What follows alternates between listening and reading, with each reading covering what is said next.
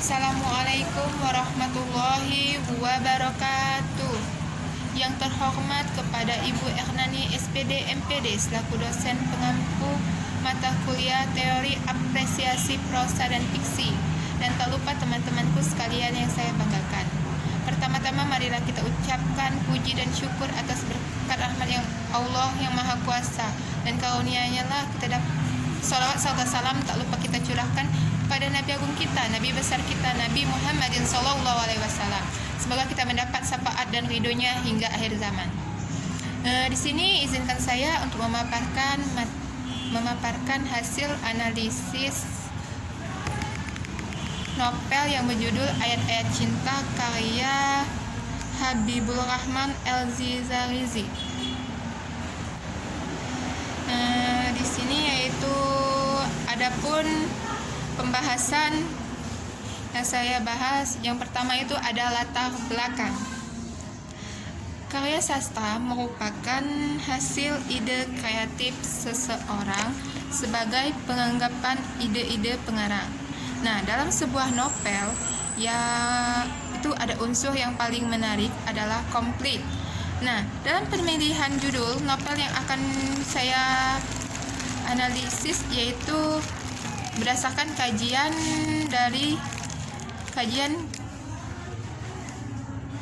kepribadian tokoh. Astagfirullah, aku ngaku dak.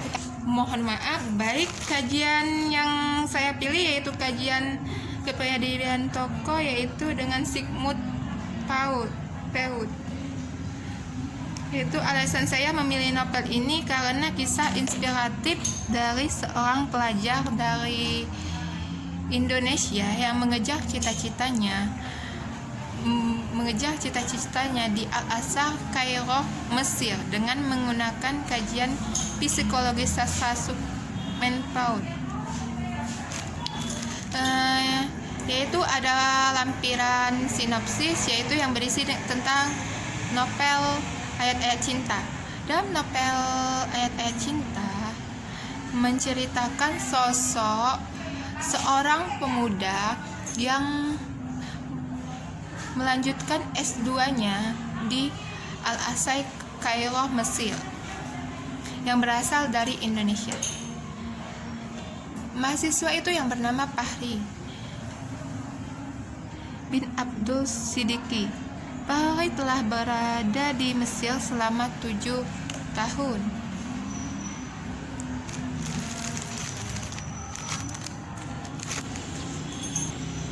Selama 7 tahun ia di Mesir, dia melanjutkan pendidikannya. Dia tinggal di sebuah plat, yaitu sebuah rumah susun yaitu berjumlah 4 tingkat, di mana dia tinggal di situ bersama teman-temannya. Pembahasan yaitu mengenai psikologi sastra. Sebagaimana kita ketahui dulu apa itu psikologi sastra. Psikologi sastra adalah masalah kejiwaan. Para tokoh memberi perhatian pada masalah kejiwaan para tokoh fiksional yang terkandung dalam karya sastra menurut Ratna dalam Midrab. Adapun tujuannya adalah memahami aspek-aspek kejiwaan yang terkandung di dalam karya sastra. Menurut Welken dan Warren dalam Wiyatami 2011 mengemukakan bahwa psikologi sastra mempunyai 4 kemungkinan, yaitu mengenai pengertian yang pertama adalah studi psikologi pengarang sebagai tipe atau kepribadian. Kepribadian psikologi. Yang dimaksud dengan kepribadian psikologi adalah psikologis kejiwaan seorang tokoh atau tingkah laku manusia, baik itu kepribadian dan juga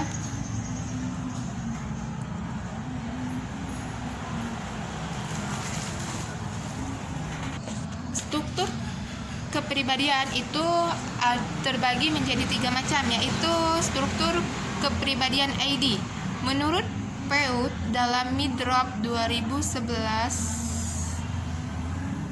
halaman 21, ID sebagai raja atau ratu ego, sebagai perdana menteri dan super ego sebagai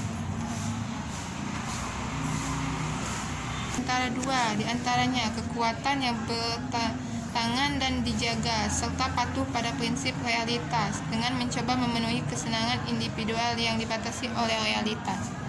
Selanjutnya super ego. Super ego sama halnya dengan hati nurani, perasaan hati nurani yang dimiliki seseorang.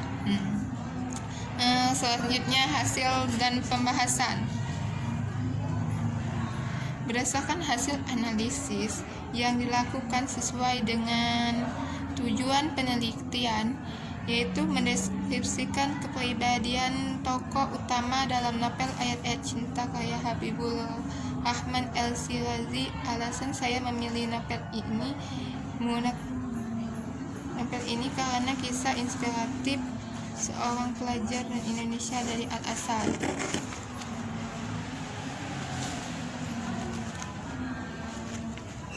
Struktur kepribadian. Menurut Freud, tingkah laku merupakan hasil komplit renunsiasi ketiga sistem kepribadian.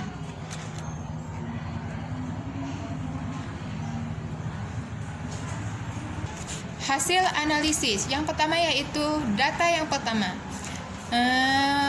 Halaman dari novel Ayat-Ayat Cinta halaman 21 sampai 22. Kutipan percakapan yaitu, "Kuhentikan langkah telingaku, menangkap ada suara memanggil-manggil namaku dari atas. Suara sudah kukenal, kupicingkan mataku mencari asal suara.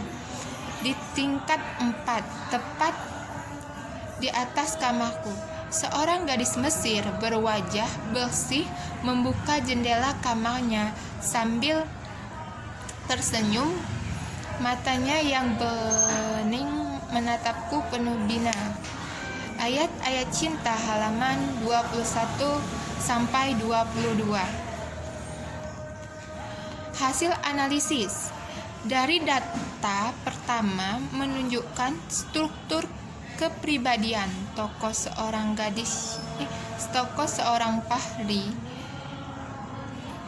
seorang gadis Maria yang memanggil seorang pria yaitu Fahri, termasuk dalam kategori struktur kepribadian ID. Ia menyapa Fahri. Fahri pun menanggapi dengan kepribadiannya yang sangat baik. Selanjutnya B, data kedua.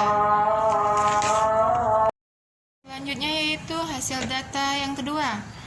Insya Allah tidak terjadi apa-apa jika tidak datang. Aku sangat tidak enak pada Syekh Usman, ucap Fahri. Hasil analisis dari data kedua super ego yang dimiliki tokoh utama data di atas, yaitu kepribadian yang menghargai Syekh Usman. Walaupun cuaca kurang baik, ia tetap pergi menemui beliau. Ini adalah super ego, contoh dari super ego. Data yang ketiga yaitu mengenai percakapan, cuaca buruk, sangat panas, apa tidak sebaiknya istirahat saja, jarak yang akan kau tempuh itu tidak dekat. Pada halaman 31, hasil analisis dari data ketiga yang dimiliki tokoh utama data di atas, yaitu walaupun cuaca yang sangat panas, Fahri tetap saja ingin pergi menemui janji-janjinya. Dia itu orangnya sangat berkomitmen. Berarti tokoh tersebut memiliki super ego yang bertanggung jawab terhadap sesuatu yang diamanahkan. Kesimpulan, berdasarkan hasil analisis yang dilakukan sesuai dengan tujuannya, yaitu mendeskripsikan kepribadian tokoh utama dari novel Ayat-Ayat Cinta karya Habibur Rahman LC Rizazi. Alasan saya memilih novel ini karena kisah inspiratif seorang pelajar mahasiswa Universitas Kairo, Mesir, yang memiliki semangat dalam mencapai cita-citanya, yaitu kajian yang saya pakai yaitu kajian psikologi sastra Sigmund Freud.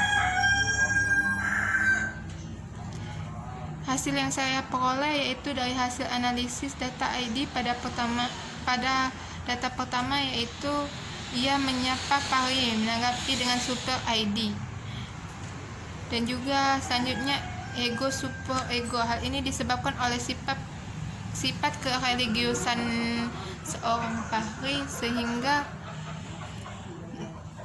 ia dapat menghargai dengan tingginya ilmu keagamaannya. Mungkin itu saja yang dapat saya sampaikan mengenai paparan hasil analisis novel Ayat-Ayat Cinta.